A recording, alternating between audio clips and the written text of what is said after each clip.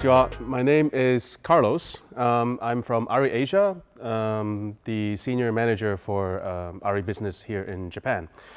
Today I'm going to talk about our latest product, the ARRI Orbiter, the LED fixture. So we start with the design concept of the light.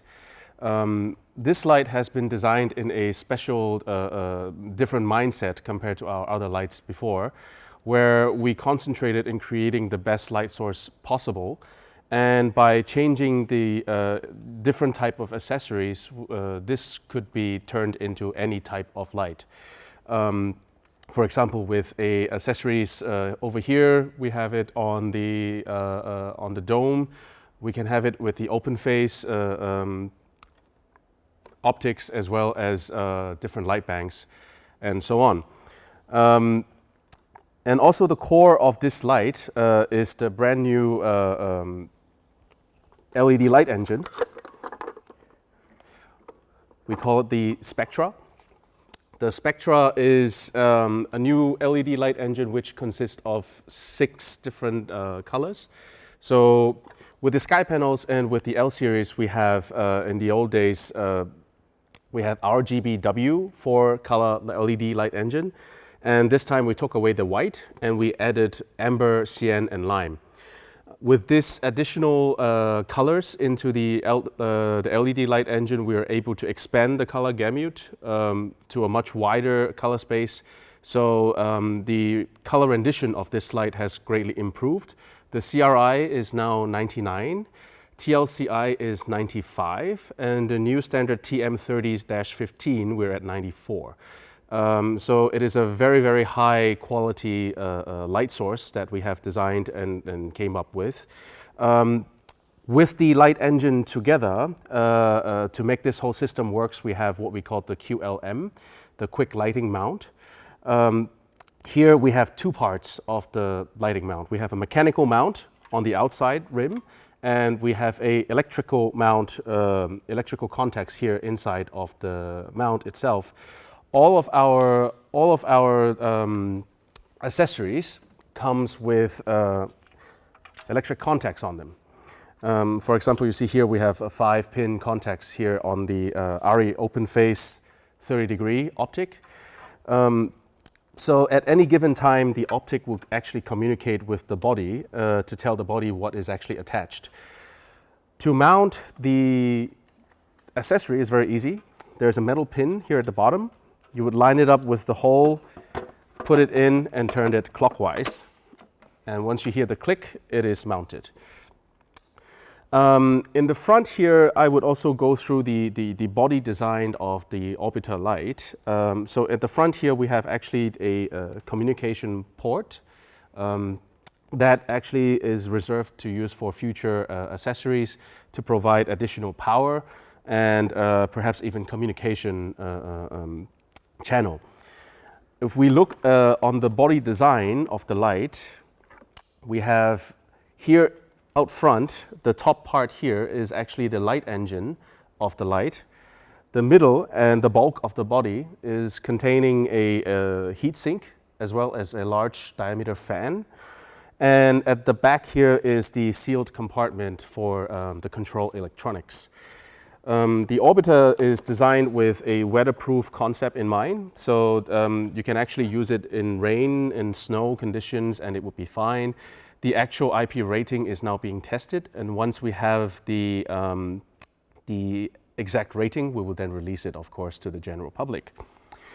Here in the front also, moving on from the front to the top, we have a new handle. With the sky panel, we try to make the light weight in terms of weight lighter with a plastic handle. This time we actually used a metal handle to increase the sturdiness of the handle, as well as a new additional mounting hole at the back for safety cables. The safety cable has a built-in shock absorbing ability, so if there is any given accident that you would actually drop with a cable attached, the shock absorber would actually take some of the forces so you wouldn't rip the whole cage apart. Out on the side here, we have an antenna here. As you can see, this is the same antenna we have on the S360, the SkyPanel 360. It is a lumen radial module, a wireless CRMX. So the orbiter comes in two different colors. We have here the black version, which is most arguably suitable for used in studios. Or we have the blue and silver, the ARRI colors available. Now we're looking into the control surfaces. We have the control panel here at the back. You can use it as it is, as attached, or you can actually remove it. And after you remove it, you can then connect the remote control panel with a cable to the body of the light. And this time we did not use a USB cable, and instead we had an upgraded version of the cable which uses the LEMO connector so that it would be more sturdy and you can't remove it by pulling the cable. And this is the control panel, and there are additional ways of controlling the light without using the panel. For example, I would go over that later on, but you have the DMX options, you have the ArtNet options, and as well as a USB-C connection option. So looking into the control surfaces, the UI, the user interface, has been greatly improved with a completely new revamped design and also taking the designs from our Stella application, the lighting control app. You can see here the UI is very easy to understand. And because of I will go into details of each mode. First one, we would go into the CCT mode. And with the additional 3 additional colors of LEDs, we are able to exactly widen the color temperature as well. On the SkyPanel, we had a color temperature range of 2,800 to 10,000. But on the Orbiter, thanks to the wider color gamut, we are now able to do from 2,000 all the way up to 20,000 Kelvin. So with the wider color gamut, it's very easy to control. And the green and magenta point, this is the same, which you can do on the SkyPanel as well as the L series. And any given moment of time, you can actually go into the extended color control option and to fine tune each and individual parameters. So going back to the HSI mode, the next mode is called the HSI, same on the SkyPanel. And here you can see the color palette. I'm not sure if you can actually see there is a small target here which shows where you are on the color palette. And by changing, for example, the hue degrees, you see the target is actually moving on the color palette, so you know exactly where you are. And also if you go into the saturation, you can also reduce the saturation back towards the middle, which is the white point. And moving on, the next one is the XY coordinate.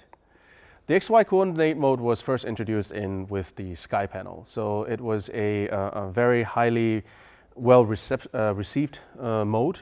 What you can do is you can use a light meter and you can measure any type of light sources and you can get an X and a Y value from this light meter. And by inputting those X and Y values here into the orbiter or the SkyPanel, you will be able to replicate the exact same light that you have measured. This is the CIE. This is the CIE color chart, which represents the colors the human eyes can see. And with the XY value, you can target where you place your target mark, and this will display the exact color that you want. And in here, inside the CIE color chart, you have 2 triangles, where the smaller triangles represents the Rec 709 display color space, and the larger triangle represents the Rec 2020 display color space.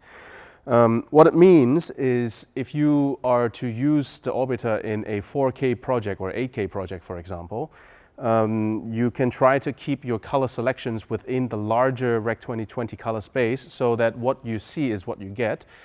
What you record is will match the color at the final display.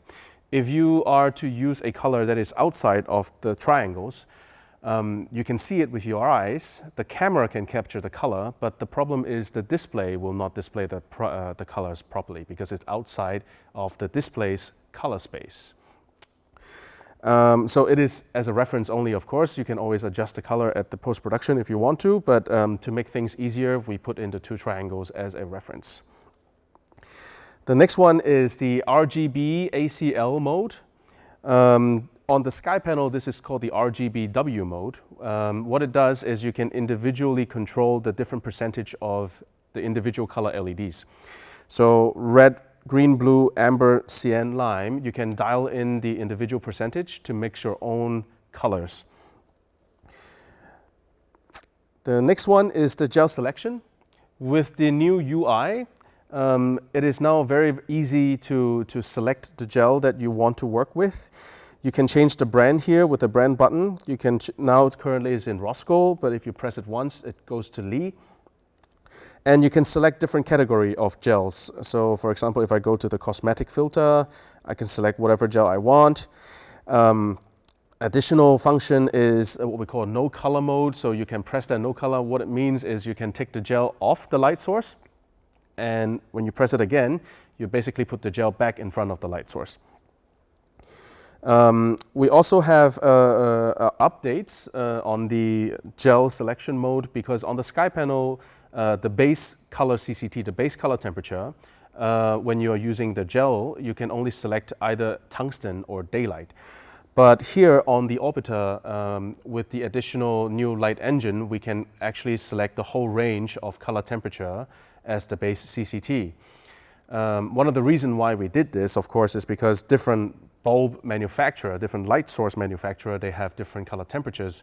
So now you can actually match that desired color temperature on set to match with different light sources. Moving on, we have the source matching mode. The source matching mode was also introduced with the sky panel.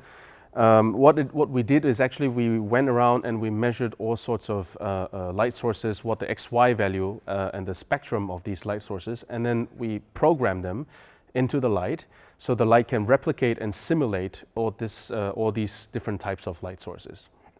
Currently on this version of the software, we have the incandescent, of course, the fluorescence, discharge lamps, and also other selections. So yes, this is the source matching mode. The next one is the effect mode. It is widely accepted on the sky panel as well, and we have moved that also into the Orbiter. I would not go into details of all the different modes, but if you have used the sky panel before, you get the general idea.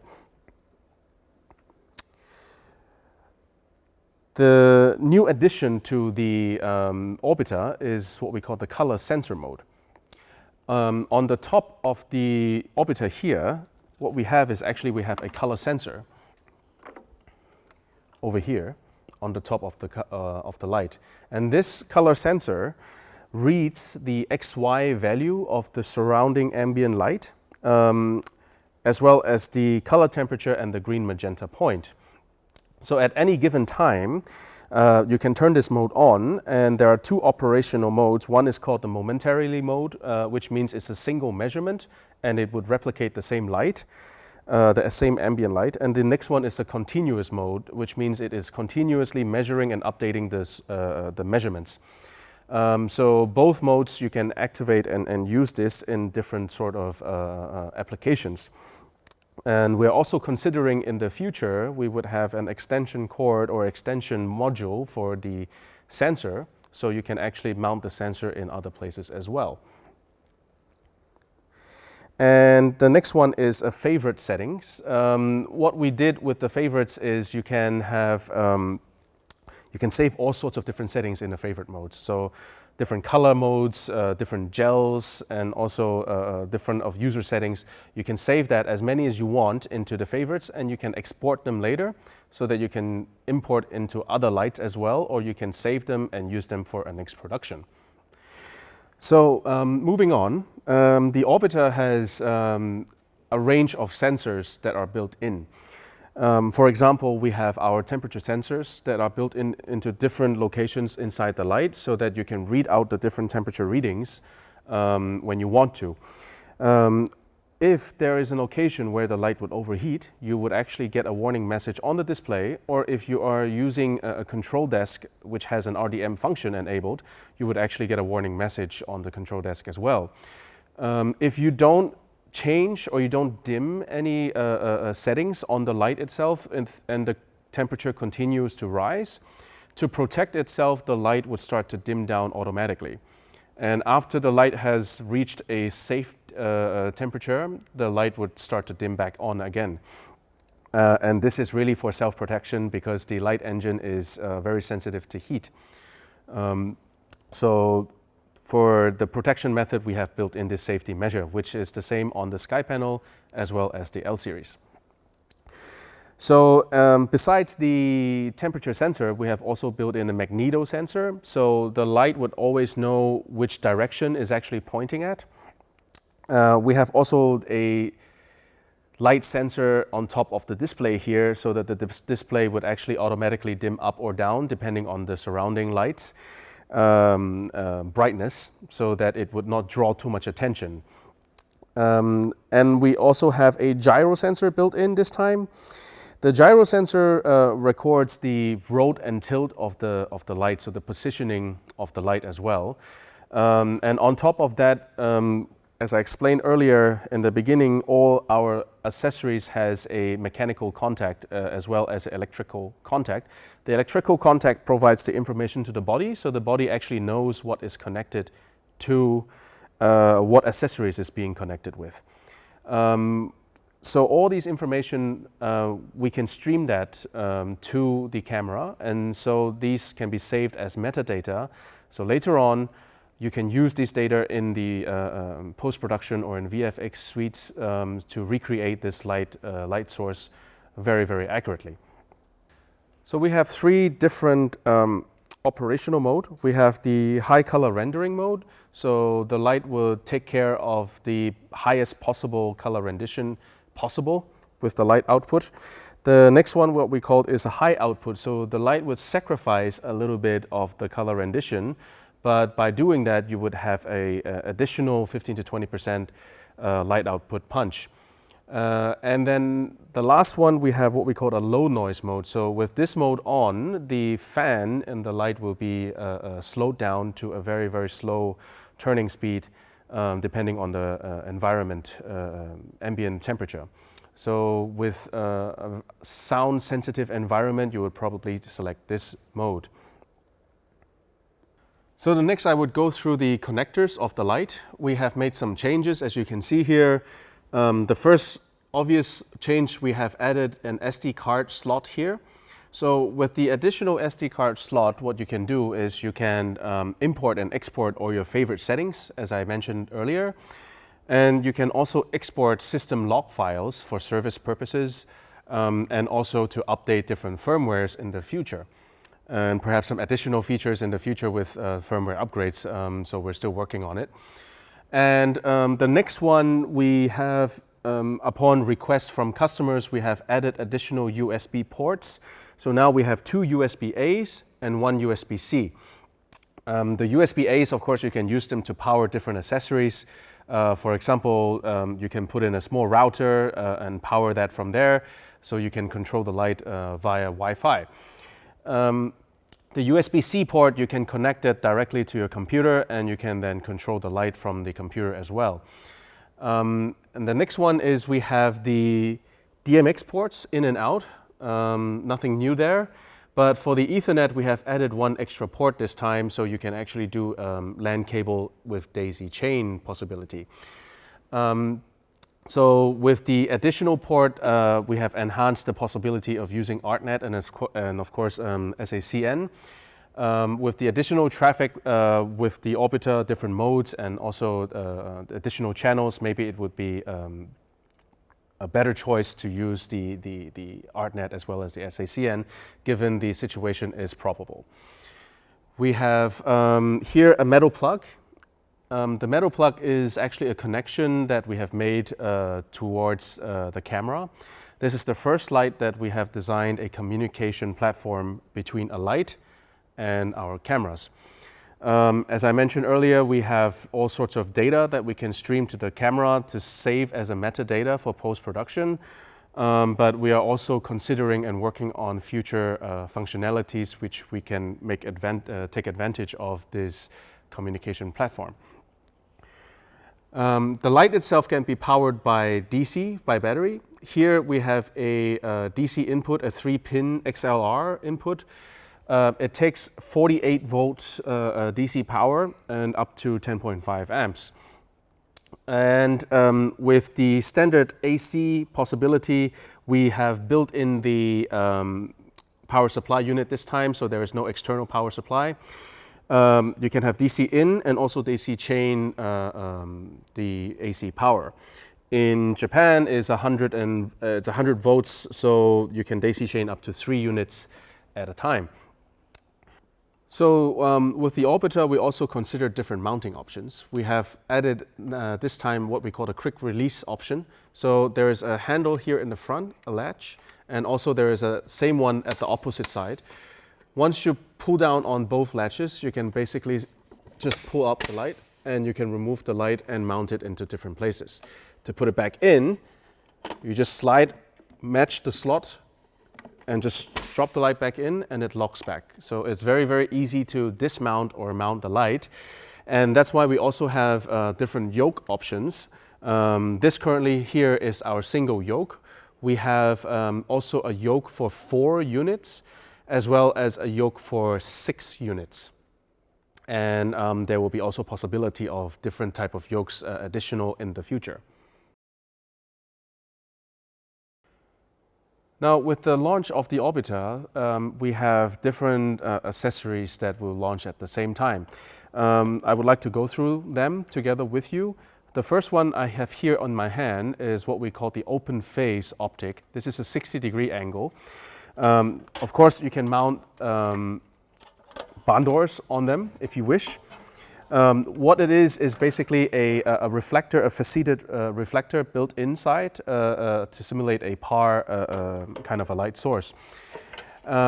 Besides the 60 degrees, we have also here attached to the Orbiter is our 30-degree optic, which halves the angle. And we have one additional one, also halves additional, it's a 15-degree angle open phase optic.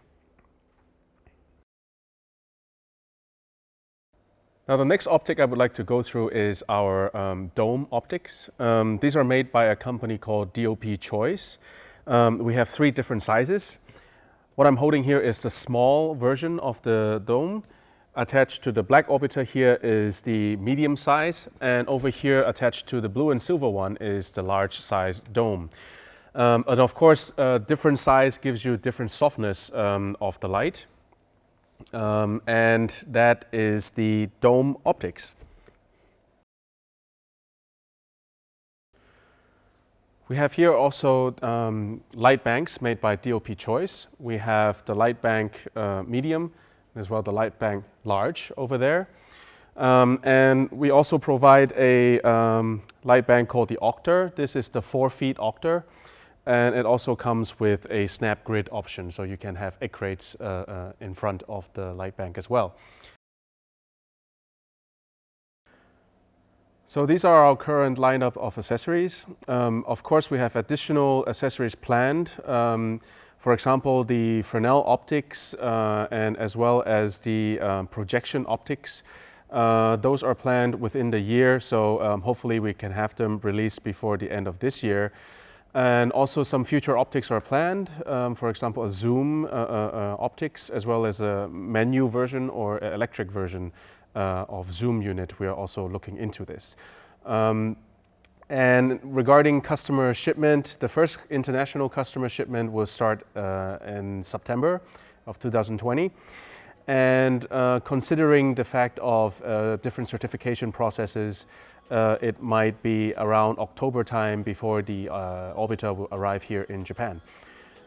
So Until then, thank you so very much, and I have a small disclaimer to make because these two orbiter units here are still prototypes, and as well as the firmware that is controlling them. So in the final version of the orbiter, it might be a little bit different than what we have spoke of today. So just keep that in mind. Thank you very much for your time, and I would also like to give a big thank you to Kurosawa Studios for giving us this great location to film this promotional video.